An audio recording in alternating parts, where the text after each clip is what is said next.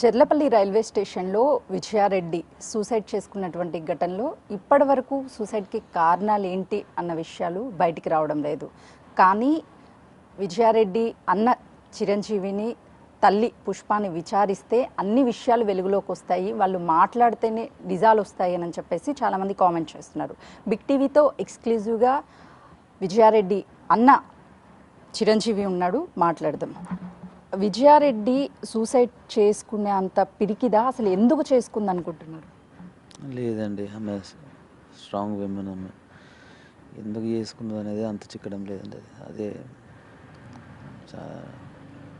అర్థం. ఇద్దరు పిల్లలు పెద్దవాళ్ళు, మీ చేతులతో పెరిగినటువంటి పిల్లలు, మీ అల్లుడు కావచ్చు, కోడలు కావచ్చు, వాళ్ళని అసలు ఎలా ఒప్పించి ఉంటుంది? బాబు చాలా యాక్టివ్గా కనిపిస్తున్నాడు. బాబు చాలా యాక్టివ్ అండి, ఆయన లోక జ్ఞానం ఉన్నాడు, అన్నీ ఉన్నాడు. మరి అది ఎట్లా ఒప్పించింది అనేది నాకేం ఐడియా రావట్లేదండి.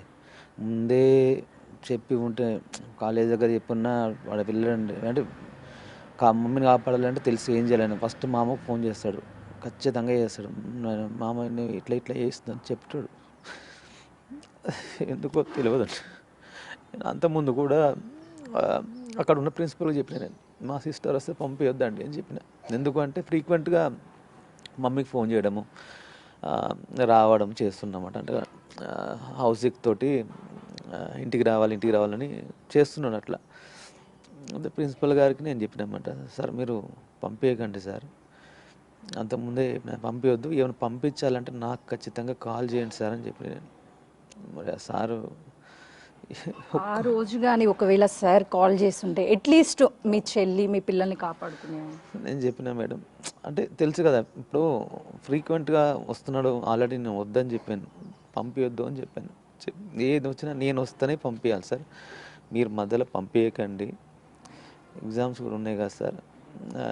వాళ్ళ సార్ కూడా బాబుకి చెప్పేవాడు, ఎప్పుడన్నా నువ్వు అవుటింగ్కి వెళ్ళాలి ఏదంటే మీ మామతోనే మాట్లాడిపిస్తేనే పంపిస్తాను, లేకుంటే పంపించేది లేదు అని చెప్పాను. మరి ఈ ఎట్లా పంపించిన ఎట్లా చేసిన నాకు ఒక్కసారి కన్ఫర్మేషన్ కోసం చేసి ఉంటే బాగుండండి. అక్కడ కూడా నేను గార్డియనే, ఈ కాలేజీలో నేనే వెతికిన.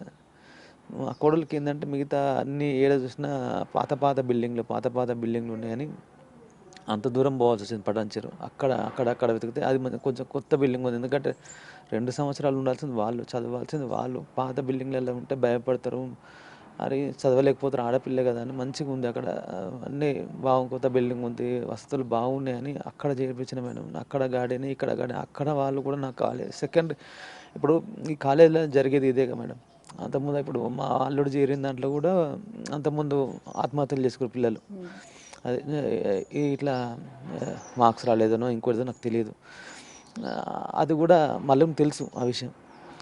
అక్కడ ఎక్కడైనా హాస్టల్స్ సహజం. మరి వాళ్ళకైనా ఇప్పుడు ప్రిన్సిపల్ వీళ్ళందరూ వార్డన్స్ వీళ్ళందరికీ తెలుసు కదా. ఇప్పుడు ఈ చనిపోయారన్నా ఏదన్నా కూడా ఇంకొక కాల్ ఉంది కదా, ఇంకో నెంబర్ వాళ్ళ దగ్గర ఉంది కదా, కన్ఫర్మేషన్ చేసుకుంటే ఏమేది మేడం.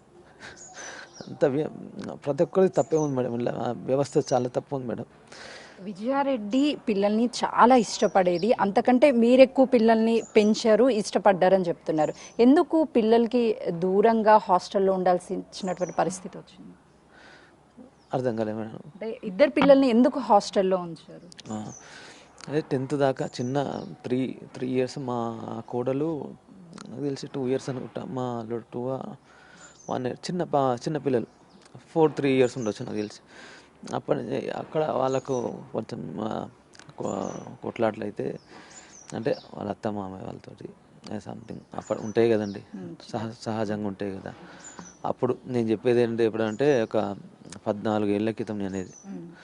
అప్పుడంటే ఇక మనకున్నది ఎవరు, నాకు బావ కాల్ చేసి ఉండే బావ. అప్పుడు నేనేది చెరువు రండి అంటే నేనే బావని, అప్పుడు నాకు బండి ఉండే 2 wheeler, బండి మీద మా బావని మా చెల్లెని ఇద్దరు చిన్న పిల్లల్ని తీసుకుని వచ్చినట్టు తీసుకుని ఇక్కడ వచ్చి పెంచుకున్నా.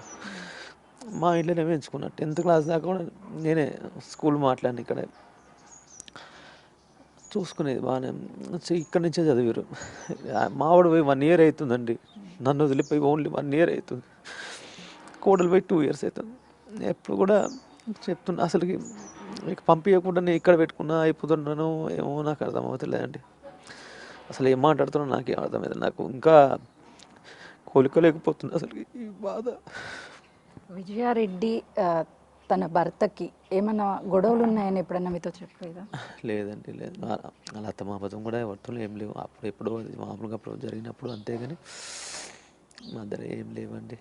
అంటే ఆర్థిక ఇబ్బందుల గురించి ఏమైనా మీతో డిస్కషన్ చేసేదా? ఆర్థిక ఇబ్బందులు అనేది పెద్దగా ఏం లేదండి. ఆర్థికం అంటే పెద్ద కోట్లు ఉన్న వాళ్ళు కాదు, అది కాదు మేడం. మిడిల్ క్లాస్ మేడం అంతా. మేమైనా ఆమెనా అంతా మిడిల్ క్లాస్. రూపాయి రూపాయి దాచుకొని అదొకటి ఇదొకటి చేసుకుని బతికిన వాళ్ళమే అంతే. మీ అంతేగాని ఇద్దరు కలిసి కొన్ని వ్యాపారాలు చేశారు అంటున్నారు. ఏం చేశారు? ఎంత ఇన్వెస్ట్ చేశారు? మీ ఇద్దరం కలిసి చేస్తాం మేడం. ఆ, చాలా చేస్తాం మేడం. అందులో ఇప్పుడు రీసెంట్గా అయితే నారేపల్లిలో ఒక ఇల్లు కన్స్ట్రక్ట్ చేస్తున్నాము. అది అమ్ముదామని అనుకున్నాము. సరే మా చెల్లి ఏమన్నదంటే, ఆమె ఎప్పుడైనా సరే మంచి రేట్ వస్తేనే అమ్ముదామని అంటుంది. అన్నయ్య అప్పో సప్పో చేసుకుని వస్తున్నాం, మనం ఆడ తీసుకుని వస్తున్నాం. ₹2 మన దగ్గర ఉన్నాయి పెడుతున్నాము.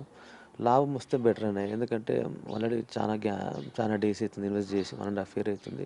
కలిసి రాకుంటే ఎట్లా, ఇచ్చేటోళ్ళకి ఇచ్చిన మనకేం మిగిలేదు లేదు కదా, ఆపుదామని నేనన్నా ఎంతో కొంతనన్నా చూసి చేసుకొని నేను ఆమె డెసిషన్కే వదిలేస్తాను నేను ఏదైనా.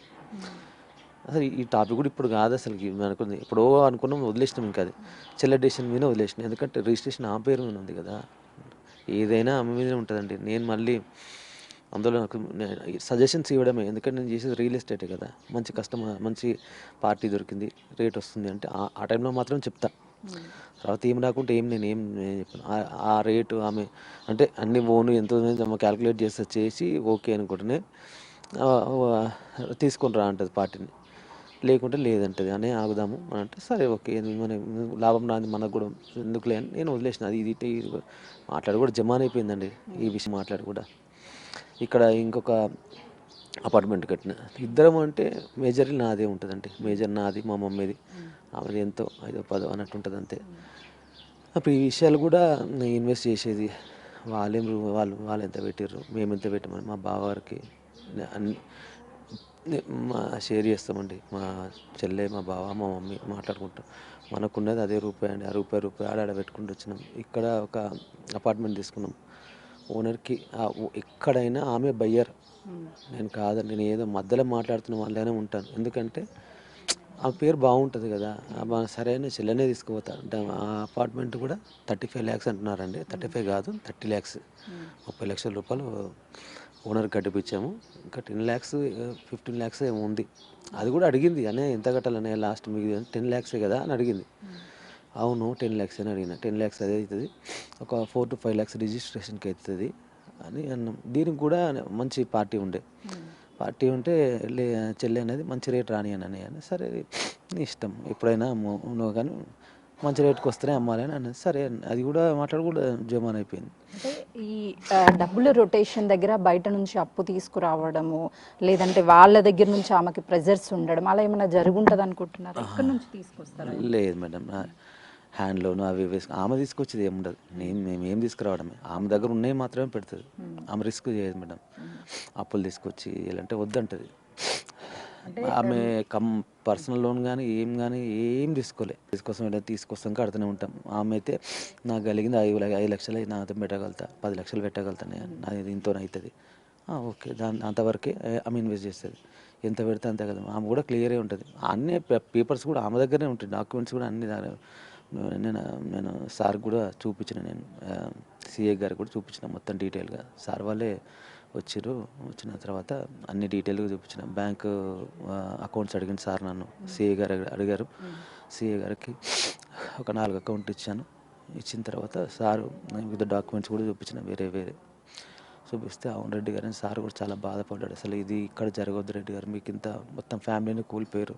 సరే ఎక్కడైనా యాక్సిడెంట్ అయితే ఒకరు ఇద్దరు మిగులుతారు, కానీ మీ విషయంలో చాలా దేవుడు చాలా ఇది చేసిందని సిఏ గారు, డిఎస్పి గారు, ఎస్ఐ గారు వీళ్ళందరూ ఒకటే మాట, కానిస్టేబుల్ కూడా ఎవరైనా చాలా నష్టం జరిగిందంటే మీరు ఇంత కష్టపడి పెంచినందుకు చేసినందుకు ఒక ఏం మనుషులు లేకపోయారు, ఏం లేకుంటే అయిపోయారు. మీరు చూసుంటారు న్యూస్ రెగ్యులర్గా చూస్తూ ఉండుంటారు, ఏమైనా అప్డేట్స్ వస్తాయి లేకపోతే ఏం జరిగింది అనే దాని గురించి. గంట సేపు చివరిగా చనిపోయే ముందు అన్న చిరంజీవితో మాట్లాడారు అన్న వార్తలు వస్తున్నాయి. మీతో నిజంగానే మాట్లాడిందా? నేను పెద్దగా ఏం చూడనండి. యూట్యూబ్ ఒకటి నేను విన్నా, తెలిసిన వాళ్ళు ఇరుగు పొరుగు వాళ్ళు చెప్పారన్నమాట. గంట సేపు మాట్లాడిందని అట్లా ఏం లేదండి. చెల్లెని గంట సేపు మాడితే 100% కాదు, 1000% నేను మా చెల్లెని బతికించుకునేవాడిని. ఒక్క మాట నాకు చెప్తే నా గురించి తెలుసు మా చెల్లెకి. అన్నయ్య అంటే ఏందో ఆ చెల్లెకి తెలుసు, అల్లుడు కూడా తెలుసు. చెప్పేవాళ్ళు ఇప్పుడు ఎవరు లేరు, ముగ్గురంతా పోయారు. ఒక అల్లుడు బాగున్నాడు, ఎట్లా చూసుకుంటే ఎట్లా. ఇప్పుడు నా అనుక్షణం నేను పిల్లల గురించి ఆలోచించిన, మా చెల్లె గురించి ఆలోచించిన.